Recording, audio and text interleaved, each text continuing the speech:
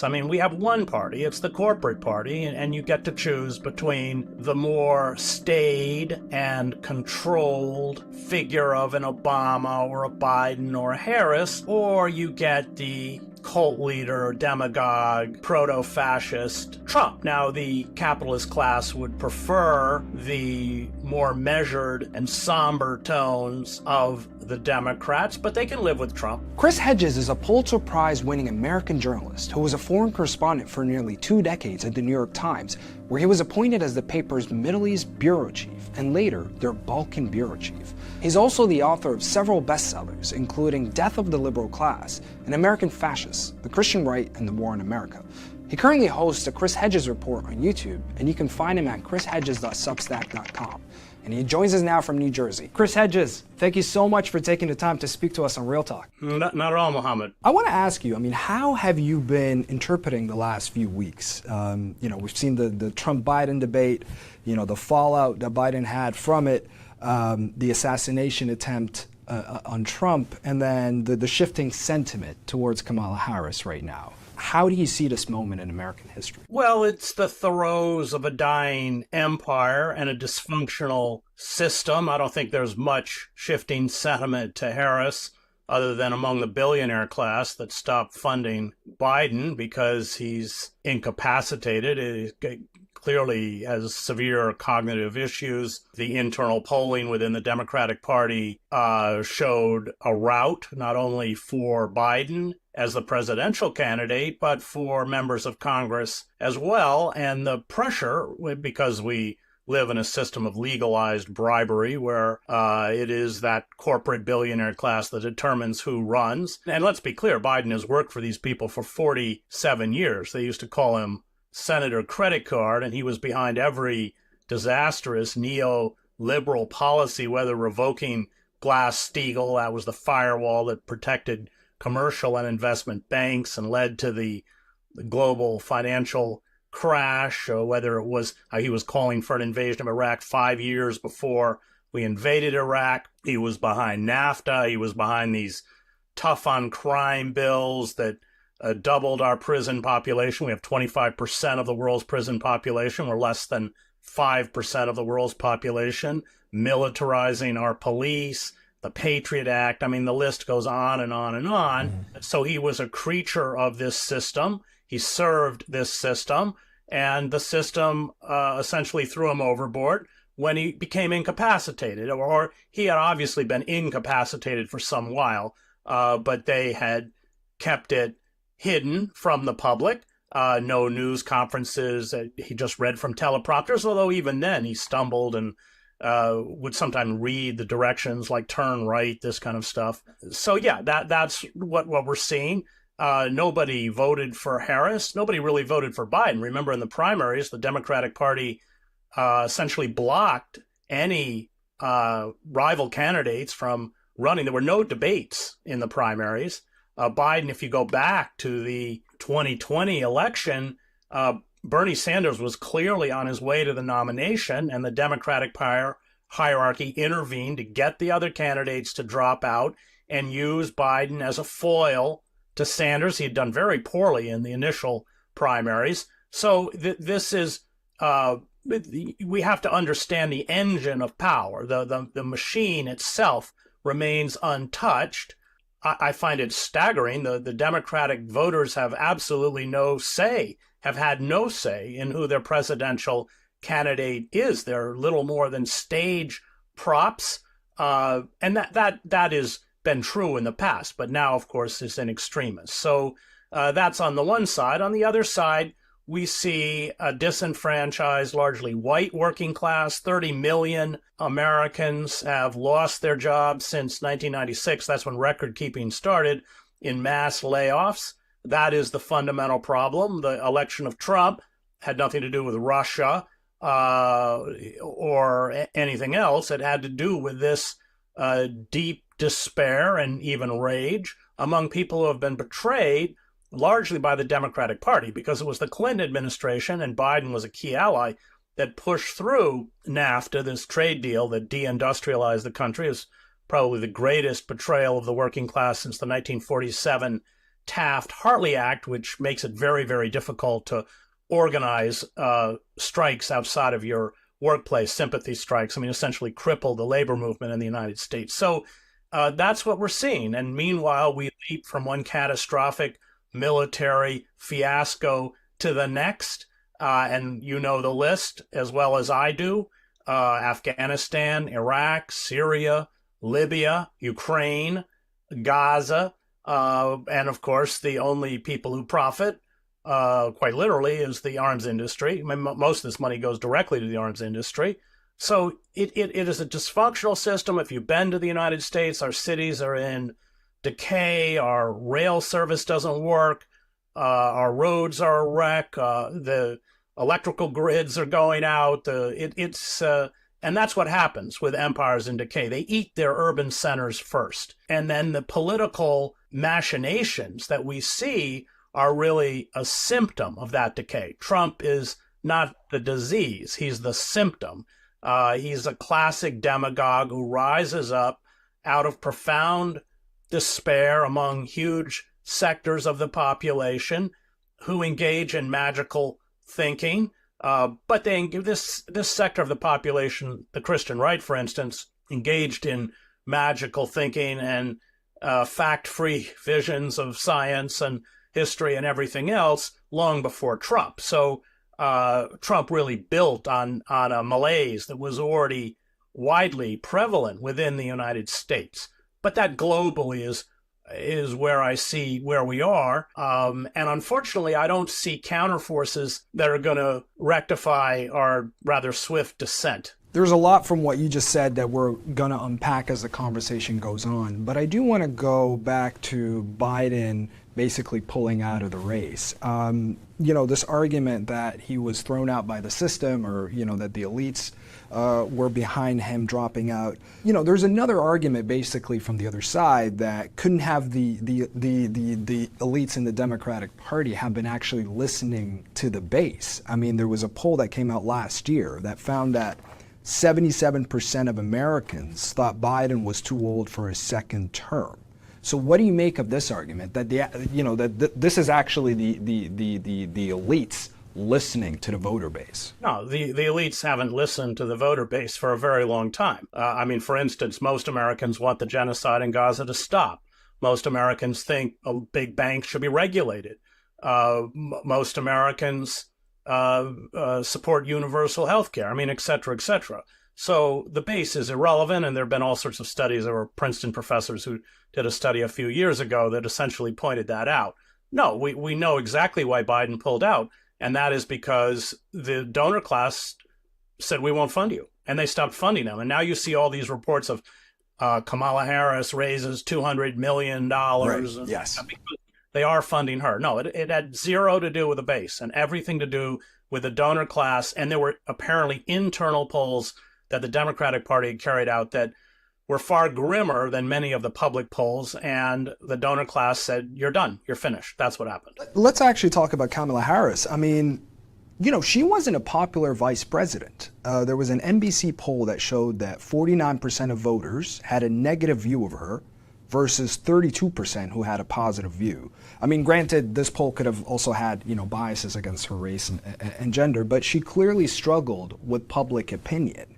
Now, that's not really what perspective you'd see if you look at the media coverage of her right now. What made the sharp pivot in your view? Fear of Trump. And I fear Trump like everyone else. I think the root cause of it is different from what many in the mainstream signal as the root cause. It ultimately has nothing to do with Trump, and if Trump wasn't there would be another demagogue or cult leader to take his place.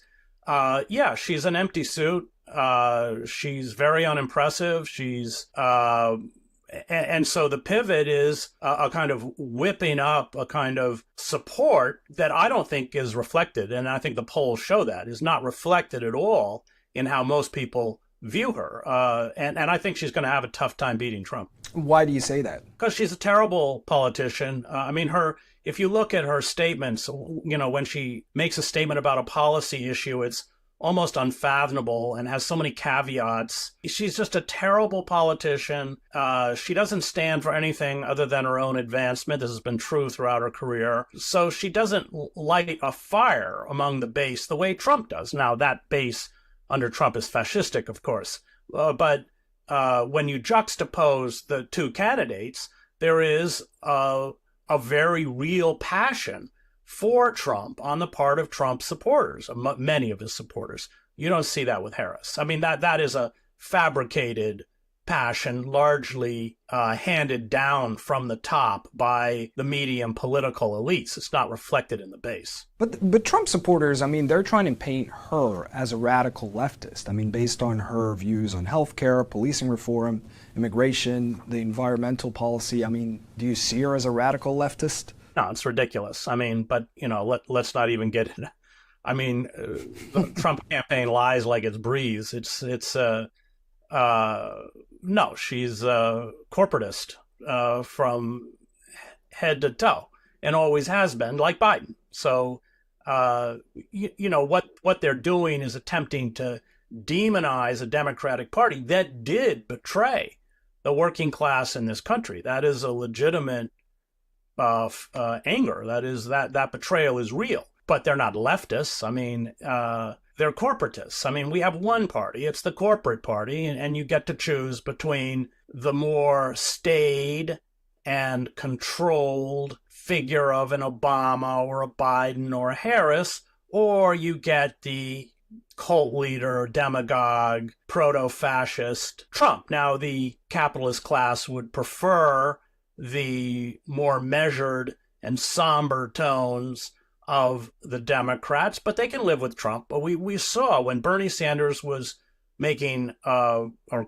building a real base. I mean, most of his supporters, of course, were small donors. Then you saw major donors in the Democratic Party, for instance, Lord Blankfein, the former CEO of Goldman Sachs, saying that if Sanders was the nominee, he and many of the other donors would support Trump.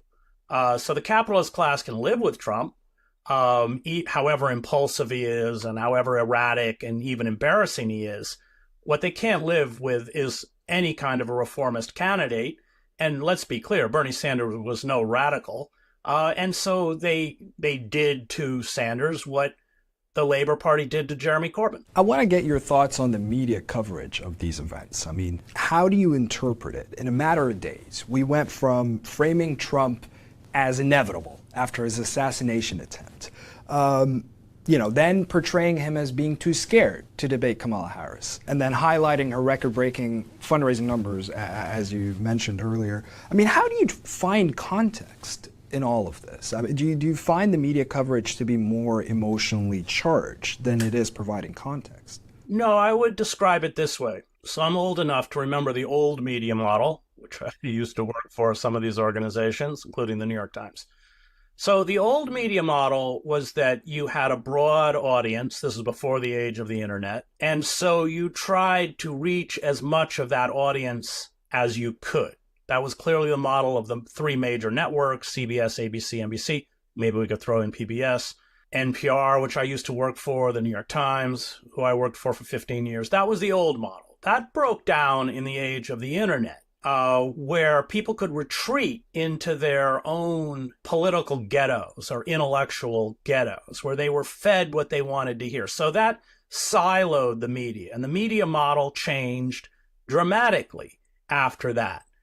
You catered to a particular demographic, whether that was Fox News catering to the Republican Party, Breitbart catering to Trump supporters, and old organizations, old established media legacy organizations like the New York Times, like NPR, CNN, catered to the liberal Democratic Party. That became their demographic.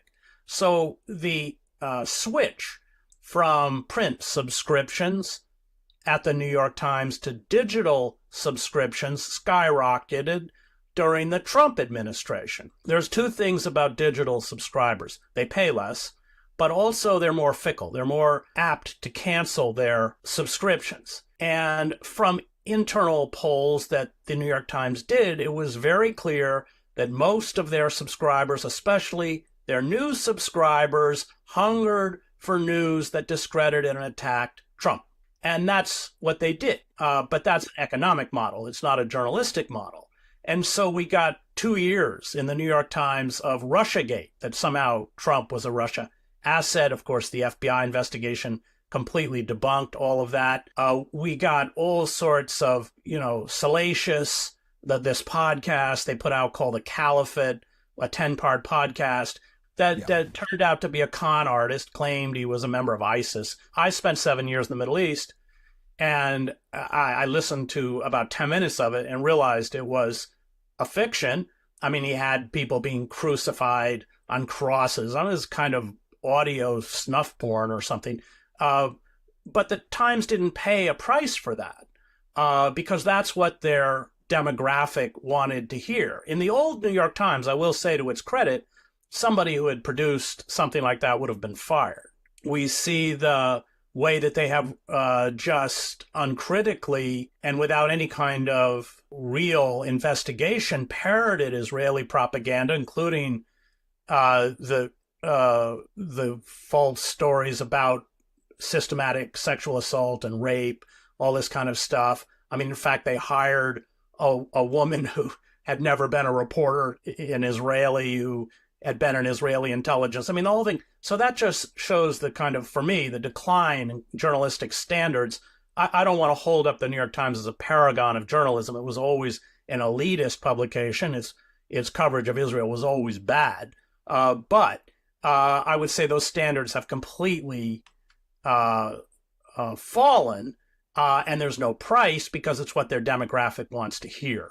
So what we're seeing in the media is it's a faux enthusiasm. It's not a real. How can anyone get enthusiastic about Kamala Harris? But it is about that drive, that belief that we must do everything in our power to defeat Trump. And so that's what we're seeing. They're trying to whip up a kind of enthusiasm that I don't think will work, and I don't think it will be able to be maintained given who Harris is. So you think this enthusiasm is basically manufactured, as you said? It's completely manufactured. I mean, we know from the polls. There's,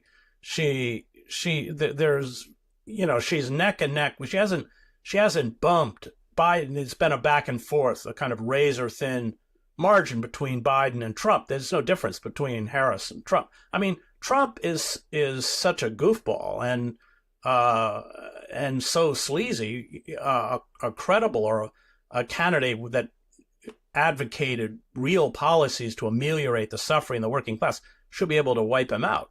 But the fact that the Democrats don't really stand for anything means that not only are they neck and neck, not only is it a virtual tie, but Trump may win. I'm going to come back to that in a second, but just a few days ago, we saw Netanyahu give a speech to Congress. I'm not really interested in unpacking it, but I do want to ask about what you made of the American elected officials who were clapping and, standing ovations and whatnot. Well, that's the power of the Israel lobby, AIPAC in particular. So all of these, our Congress is bought and paid for and has been for decades. Biden, by the way, took more money from the Israel lobby than any other Senate candidate. I think he still holds that record, and he hasn't been in the Senate for years. I mean, he spent 8 years as a vice president, I guess 12 years, 8 years as a vice president, and then or more than that, and then 4 years as president, almost 4 years as president. So, they're bought and paid for, and they were cheering their major funder in essence, or the Israeli prime minister, who their major funder has long supported. AIPAC, by the way, has a very strong political orientation. I know because I covered the election between Rabin and Netanyahu. And AIPAC funded and supported Netanyahu through PACs and advisors and everything else, and used to picket outside of Rabin's house. I think he lived in Herzliya, if I remember. And then when AIPAC lost and Rabin was elected, I know from someone in Rabin's office that I think he was in the Shoreham Hotel or something, and he said that some leaders from AIPAC, Mr. Prime Minister, would like to speak with you. And Rabin, who had a very salty vocabulary, said, I don't talk to scumbags, or whatever the Hebrew equivalent of that is. So there's long been a political orientation, especially after Oslo, and Netanyahu is hand in glove with the Israel lobby. He's a creation of the Israel lobby, really, in essence, as a political candidate. And the deep pockets that the Israel lobby has allows it to essentially buy up the American political class. And so that's why you saw everybody standing and cheering a war criminal. I mean, it was a kind of deeply embarrassing and sobering sight, but I think it also illustrates to what an extent the United States has become a pariah along with Israel. The fact that you would invite someone who is being investigated as a war criminal, it's not just a term throwing out. He's being investigated by the International Court of Justice as a war criminal. So that they would invite him, it just shows you how checked out both Israel and the United States have become from the global community. And what was the point of that speech anyway, to be honest? Well, the point of the speech was essentially to cater, to show that the American political class was solidly behind the genocidal apartheid state of Israel. I mean, that was the point. And of course, AIPAC's primary mission is to get billions of dollars of weaponry funneled into the Israeli military. If I remember correctly, I think, Israel's gone through its stockpiles. So I think there was a figure of 68% of munitions that Israel is now using to carry out the genocide. And let's not forget that the West Bank has also become, it doesn't compare to Gaza, of course, but it's also become hell on earth. I was just in Ramallah visiting my friend Atif Abu Saif, the great Palestinian novelist, a couple of weeks ago. And I covered, of course, the West Bank. I hadn't been back in 20 years, but you can't move. I mean, every Palestinian enclave or city is completely surrounded. It used to be that the Zionists would not make armed raids into Ramallah, which is the seat of the Palestinian Authority. That's changed. I mean, a few days before I arrived, they had come into the city at night and burned all the money transfer shops so people couldn't get money from abroad, which of course is the point. If you want to drive from Ramallah to Nablus, that's a drive that should take about an hour and a half. It takes you 7 hours because of the roadblocks. They have armed the settlers that essentially become rogue militias. I'm talking about the West Bank. So and I don't want to compare it to Gaza, which is unfathomable. And just by juxtaposition, I was in Sarajevo. I covered Sarajevo for the New York Times, the war in Bosnia. I was based in Sarajevo. So when I was in Sarajevo, we were being hit with 300 to 400 shells a day. And these were big shells. They were 155 howitzers, Katyusha rockets, 90 millimeter tank rounds. So, and that resulted in about 4 to 5 dead a day and about 24 wounded a day. And I don't want to minimize it. I still have nightmares about it. But you have to compare that to Gaza, where hundreds of people, including, of course, a staggering number of children, hundreds of people are being killed or wounded daily. And the numbers of dead in Gaza, I think everyone concedes, are far higher than the official estimate, because those are the names that are listed by functioning morgues and hospitals, of which there are very few now. And every Palestinian friend I have has large numbers of friends and relatives who are missing, clearly, of course, buried under the rubble. So the death toll is far, far higher than the official figure. It serves Hamas's interest to keep the death toll low, because, of course, they're all sheltering in the tunnels and have left the civilians above ground. And it serves Israel's interest to keep the death toll low. But I think there's very clear evidence that at this point, we're talking about tens of thousands of dead. That's just a number we have not seen. I don't know where you'd have to go back to, I don't know, maybe the Vietnam War or something to replicate that level of bombing and assault and missiles and everything else, and that level of dead. So yeah, the United States is a full partner in the genocide, and there will be no change under Kamala Harris, zero. Or Trump. I mean, for a Palestinian, it doesn't really make any difference whether it's Trump or Harris. You don't see a change under Trump or Harris when it comes to what's happening in Gaza right now? No, because the Israel lobby and the arms industry, they're the ones who play the music, and everybody, well, the political class dances to whatever tune they play. Moving to Kamala and Netanyahu's speech, after he was done, he actually had a meeting with Kamala Harris, and following their meeting, this is what she said to reporters. What has happened in Gaza over the past 9 months is devastating. The images of dead children and desperate, hungry people fleeing for safety, sometimes displaced for the second, third, or fourth time. We cannot look away in the face of these tragedies. We cannot allow ourselves to become numb to the suffering, and I will not be silent. Now, there is this push and messaging by Kamala supporters that she'll somehow be different than Biden when it comes to Gaza. And you were saying that you don't think that's true, but there is that push in the media, isn't there? Rhetorically, she's slightly different from Biden, but remember, Biden finally woke up after a few months and expressed rather tepid concern for the civilians of Gaza. Well, if they're that concerned about the slaughter of the Palestinians, why don't they stop arming them? That will never happen. So I don't really care. I mean, obviously, she is using the rhetoric of empathy or compassion as a mask to continue arming and supporting the Israeli genocide. Remember, she also, in that statement, talked about Israel's right to defend itself. So, no, the rhetoric changes. I mean, and if you want to be fooled by that, that's your business. But rhetorical statements are kind of meaningless, given the quantity of weapons, including 2,000-pound bunker buster bombs and F-35s and everything else that we're unloading onto Israel, so it can continue the slaughter. And Israel is talking about this genocide continuing in terms of active military assaults until the end of this year. I mean, is it even possible for her to distance herself from Biden's Gaza policy? That would presume that she wants to, and she doesn't. So, no, there's zero change. I mean, first of all, it's Congress that controls. It's Congress that allocates the money. And as we saw with Netanyahu's speech, these people are completely captive to the Israel lobby.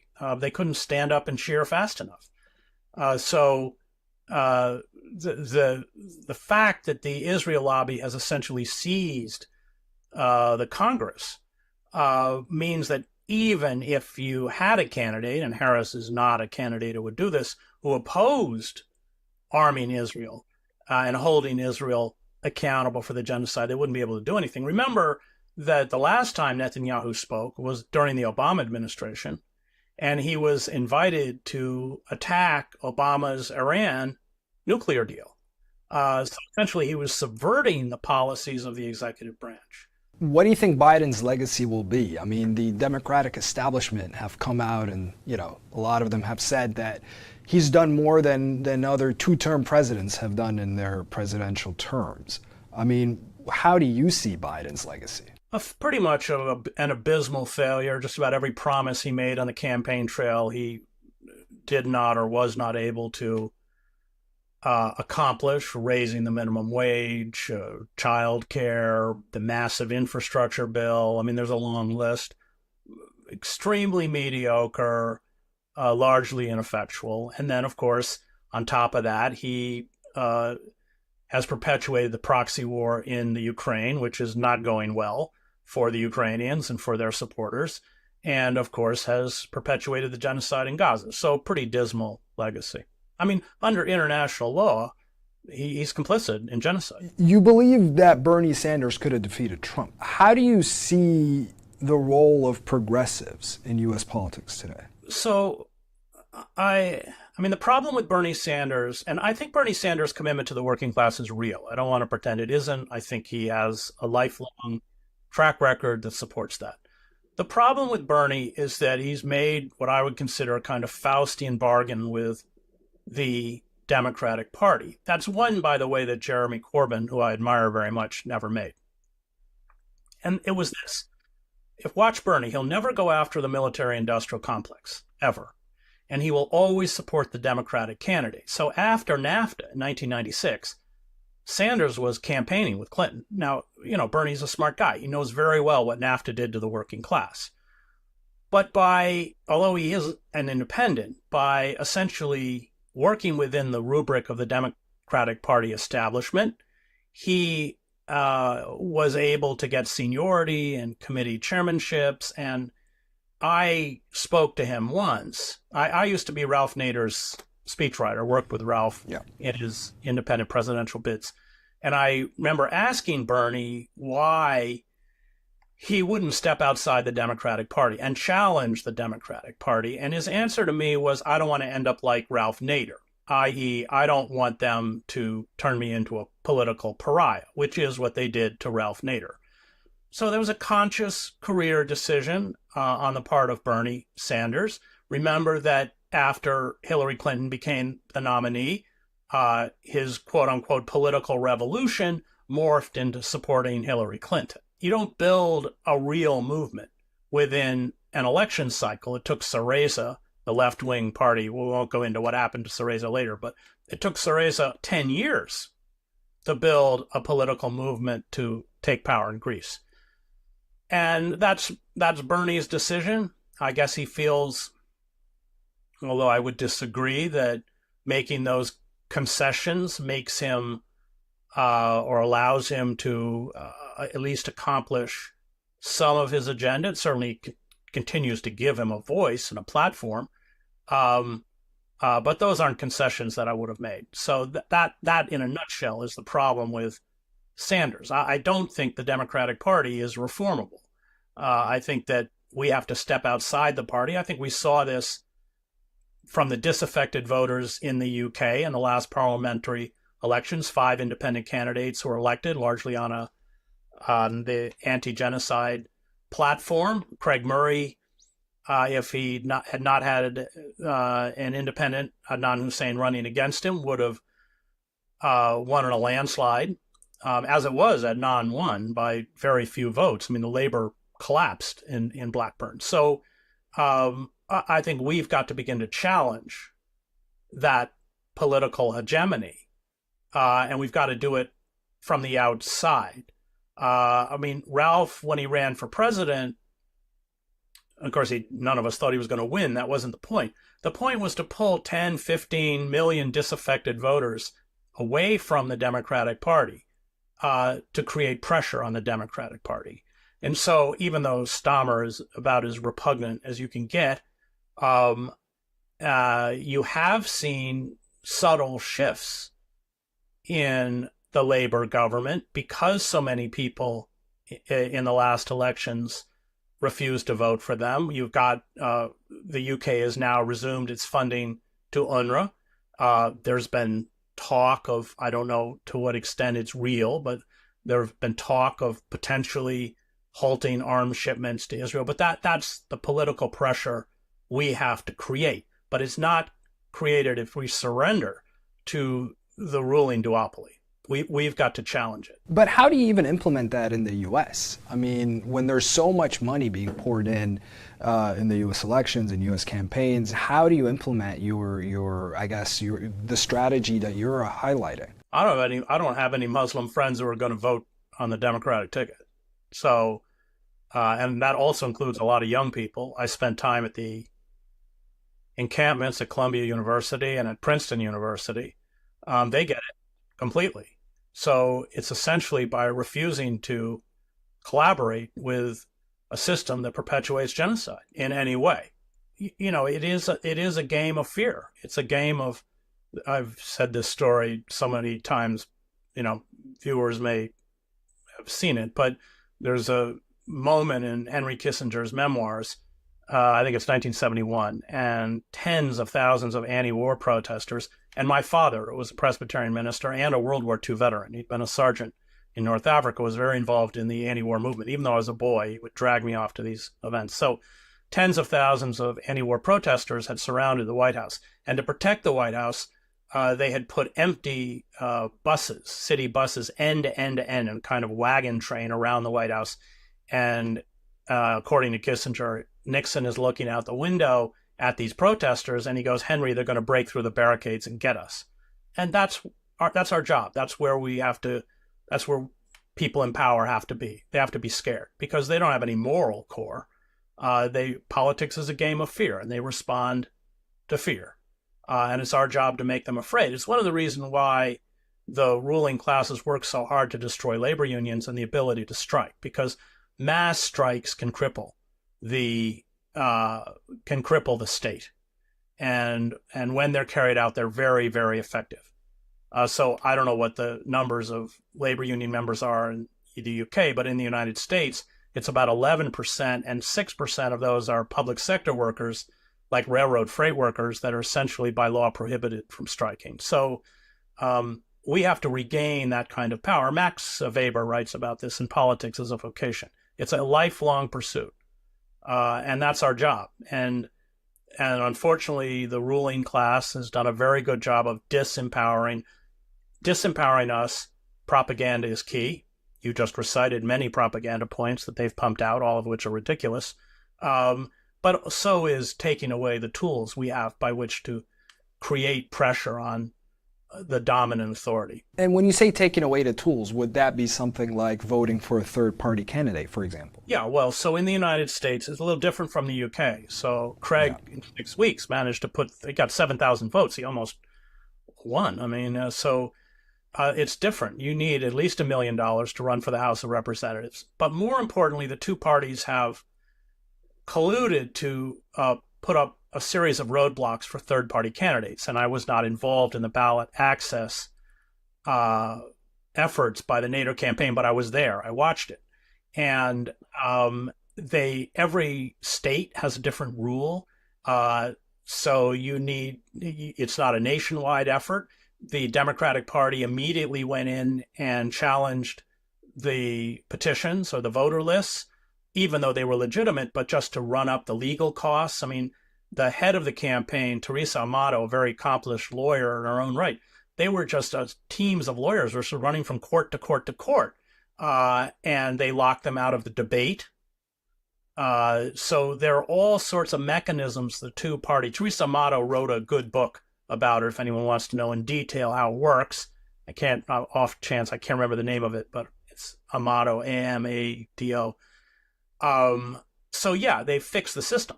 And you're right, they make it almost impossible for third party or independents to get on the ballot. And then they don't have any advertising. They don't, because you need millions and millions of dollars. I mean, the Biden campaign, it's $1 billion to run a presidential campaign. So Ralph could fill Madison Square Garden, and he didn't have the money to rent it. He just gambled, and everybody paid $5 at the door, and he filled it. I don't know what that is, 10,000 people.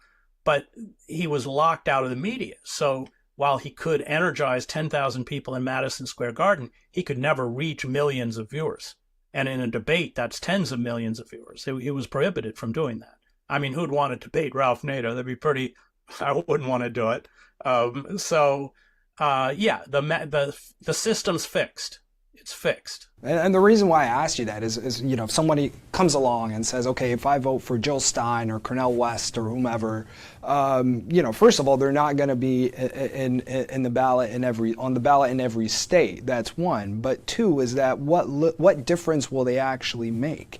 Because neither of them is going to be actually voted in as president. So what would your answer to that be? It makes a huge difference because it frightens the ruling class. So, for instance, if you go back and look at the United States, the Progressive Party, we had a very powerful socialist movement on the eve of World War I, led by Eugene V. Debs. We had radical labor unions like the Wobblies, the communist labor unions, especially in the 1930s, were very powerful. They make a huge difference because they frighten the ruling elite, and because you're no longer controlled.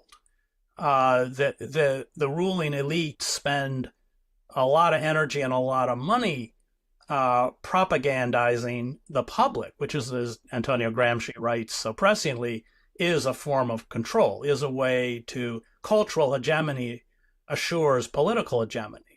So when people are not buying it, when people are willing to fight the system And internally, these people are far more aware than you or I of how corrupt and gamed the system is.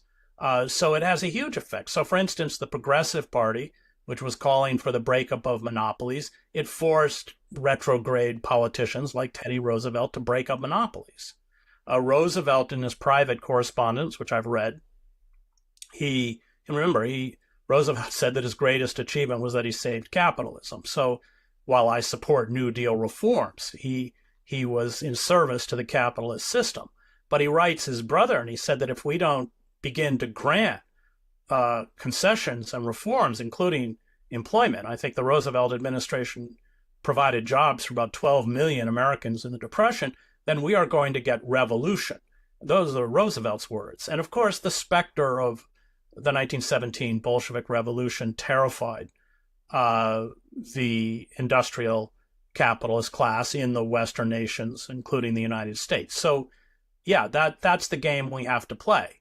And that's the game they don't want us to play. Speaking of revolution, I mean, years ago in an interview, you said that you hoped that a revolution would happen in North America. Do you still have that hope? And what would that revolution look like? Well, I'm a socialist. I'm not a Marxist. I'm kind of a Swedish socialist. I don't know. I once gave a talk at, I think it was the University of Alberta or somewhere.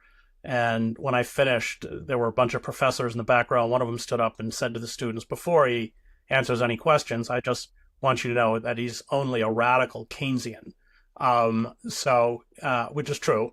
And it turns out that unlike the United States, the entire economics department were Marxists.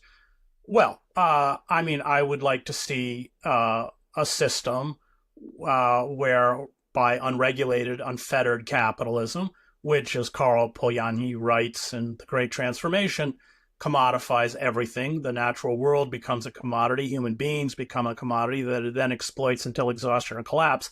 I would like to see that stopped, if only because we're headed for ecocide. I mean, the planet is literally breaking down. The ecosystem is breaking down as we speak, and the capitalist class will do nothing to stop it. In fact, of course, they will accelerate it through the fossil fuel industry. I would like to see a movement that ends the militarism. I mean, in the United States, basically the only thing we make anymore are weapons, and the psychosis of permanent war defines American policy. And as Arnold Toynbee, the historian, writes, the ends of empires, every empire, he argues, is that you have a rampant militarism that can no longer be controlled and engages in acts of military adventurism, and that's what we just saw in the last 2 decades in the United States, that essentially accelerate the collapse of the decline of empire. Of course, the American empire will collapse once the US dollar is no longer the world's reserve currency. I don't know when that's going to happen. Some economists have put dates on it. I'm not an economist. I don't know. But when that happens, then we can, because we fund the empire through debt, through treasury bonds, which we sell to countries like China, nobody's going to buy it anymore. I mean, the value of the dollar is going to plummet. It's very similar to what happened to the pound sterling in the 1950s when it was dropped as the world's reserve currency. So we're at the end of empire.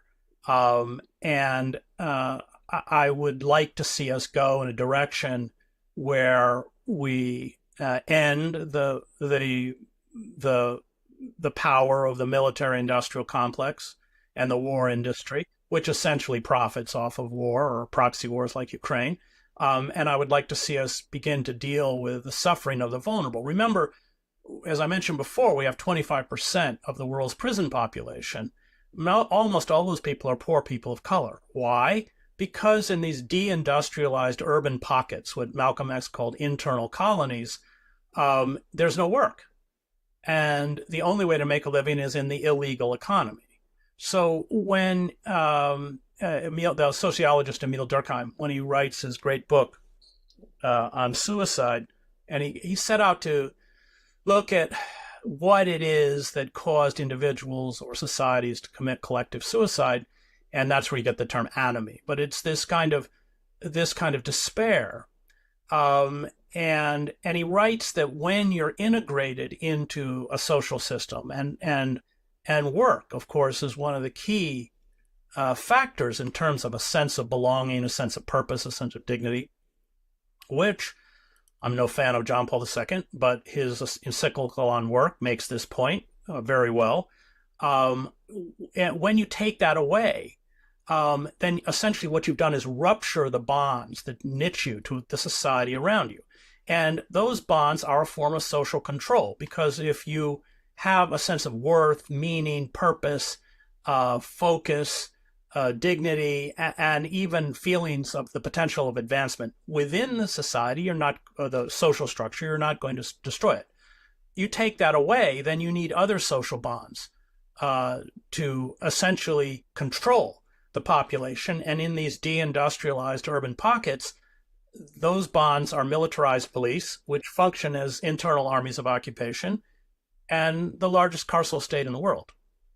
So I would like to see us, to be cute about it, invest in people, not systems of control. I would get into the healthcare system, which is just mercenary. We live in a system where parents are forced to frantically bankrupt themselves to save sick children. That's really, in a moral sense, what it is. I would like to see all of the objectives of this corporate state reversed. How is it going to come about? Well, I don't have an answer for that. But movements erupt. And I've covered, as a reporter, as a foreign correspondent, I covered all sorts of mass movements, including the 2 Palestinian intifadas. I covered the revolutions in East Germany, Czechoslovakia, Romania. I covered the street demonstrations that brought down Slobodan Milosevic. So the tinder is there, but you never know what it is that ignites it. You can't predict it. In the first intifada, what was it that, set the Palestinians ablaze? It was a traffic accident. It was an Israeli vehicle slammed into, I think it was a truck or a van carrying Palestinian day workers, and several of them were killed. And that ignited. What is it? What is it in Tunisia? It's when this fruit vendor sets himself alight and immolates himself. You never know what starts it. It's not predictable. Is the tinder there? Yes. The problem is that same tinder can be directed towards fascism or totalitarianism. In the 1930s, most of Europe went one way and the United States went another, under the same economic duress. And right now, those of us on the left are very disempowered in a way that perhaps we have never been within American history. And we see through the Christian right, Trump has no ideology of his own. That ideological void is filled with Christian fascism. I spent 2 years writing a book called American Fascists, the Christian Right and the War in America. Like you said, you wrote a book called American Fascists, the Christian Right and the War in America, in which you basically describe Christian nationalism as fascist and an existential threat to American democracy. Now, I'll just read you one quote from the book. The radical Christian right calls for exclusion, cruelty, and intolerance in the name of God. Its members do not commit evil for evil's sake. They commit evil to make a better world. To attain this better world, they believe, some must suffer and be silent. And at the end of time, those who oppose them must be destroyed. The worst suffering in human history has been carried out by those who preach such grand utopian visions, those who seek to implant by force their narrow, particular version of goodness. How have you seen Trump tap into the Christian right through his MAGA move? Well, first of all, that book is about 10 years old, but turned out to be very, very prescient. And I took a lot of... Yeah, absolutely. It's a New York Times bestseller, so it sold well. But the academic world really went after me. Well, it turns out they were wrong, and I was right. And I just want to say I have a divinity school degree. My mother was a seminary graduate. My father was a Presbyterian minister. I grew up in the church. I graduated from Harvard Divinity School. So I identify as kind of, I don't know, what did Graham Greene say, Christian agnostic. But I come out of that radical Berrigan left wing of the Christian church, the social gospel, all of that was where my family was oriented and where largely I remain oriented. So I'm not, unlike much of the left, I'm not censorious of religion. I think, religious bigotry is the last acceptable bigotry of the left, unfortunately. But because I'm biblically literate and I understand the church, I'm acutely aware of how the Christian fascists or the Christian nationalists have distorted the Christian religion to sacralize the worst elements of American imperialism, white supremacy, and capitalism. And they're heretics. Jesus did not come to make us rich. Jesus would not have blessed the dropping of iron fragmentation bombs all over Iraq or anywhere else. So it's a complete sacrilege modeled very much on the so-called German Christian church, which was pro-Nazi. And these mega churches, and I spent 2 years on this book, so I was everywhere, pro-life weekends and evangelism explosion seminars and creationist classes. I mean, I spent a lot of time reporting off the ground because it's the only way you can understand it. But I would go to these decayed former industrial centers in places like Ohio, and the only building that was new and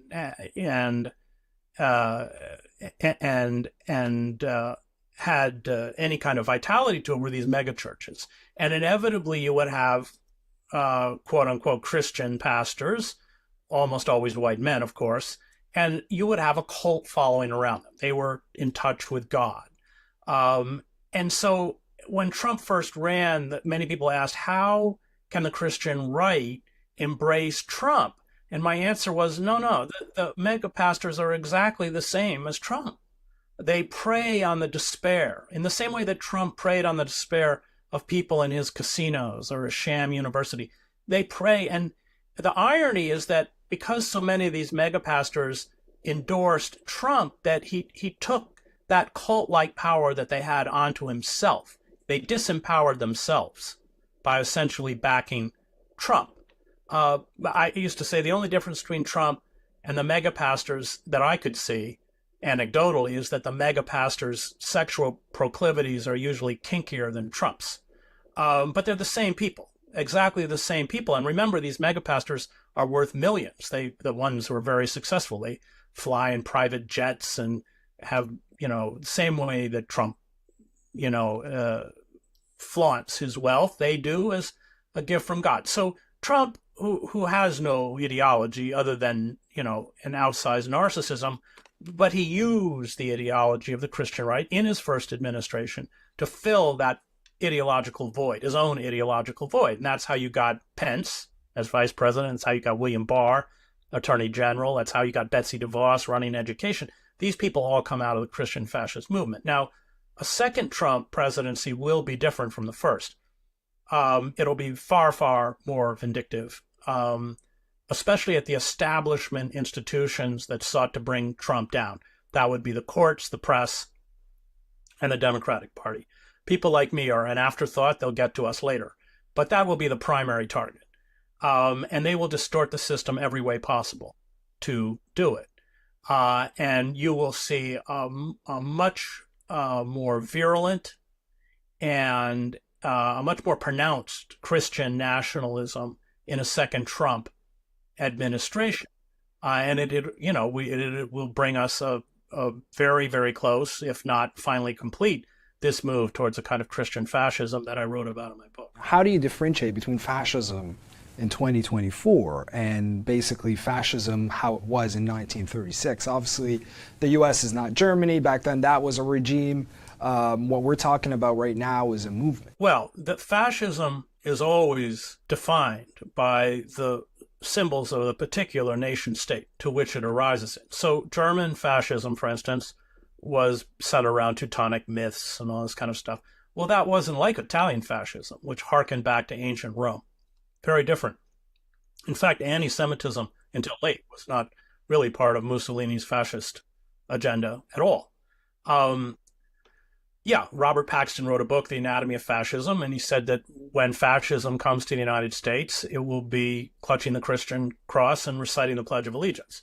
Fascism, there is no coherent ideology to fascism. It's more an emotional state built around hyper-masculinity. I think it's Thesselwaite, Mill's Bodies, a German scholar wrote that 2-volume set, spends a lot of time arguing that point. It's always, as Hannah Arendt pointed out, about magical thinking, That's what any totalitarian movement, Arendt writes, is about magical thinking.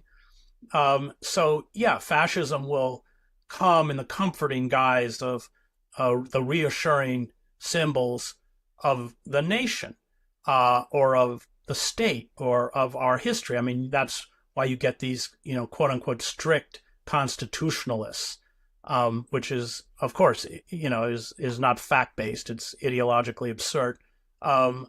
But that they speak in the language of hyper nationalism. They don't bring outside myths. They distort myths, and so that's I did not use the word fascist lightly.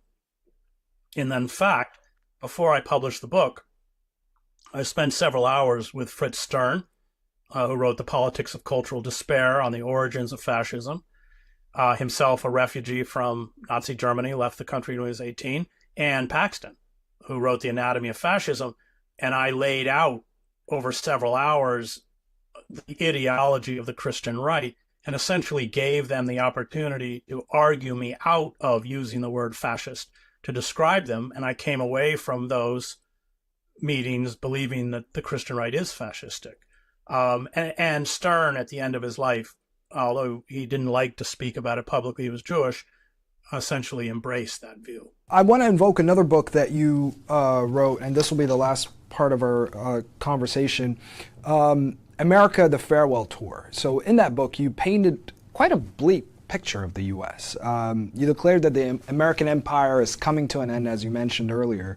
And you say that, and this is another quote, "This moment in history marks the end of a long, sad tale of greed and murder by the white racists. It is inevitable that for the final show, we vomited up a figure like Trump." Those who disagree with you, they might say that, the U.S. in its history has overcome much darker periods. So why do you not see a different scenario? I mean, why is this the end of the American empire, as you put it? Because we've trashed our economy. We fund the empire on debt. We don't make anything anymore. We've dispossessed the working class. The infrastructure in the United States has collapsed. All the palpable signs of physical decay are all around us. I mean, 100,000 Americans a year die from opioid overdoses. All of the diseases of despair, these pathologies, gambling, addictions, it's run rampant within American society.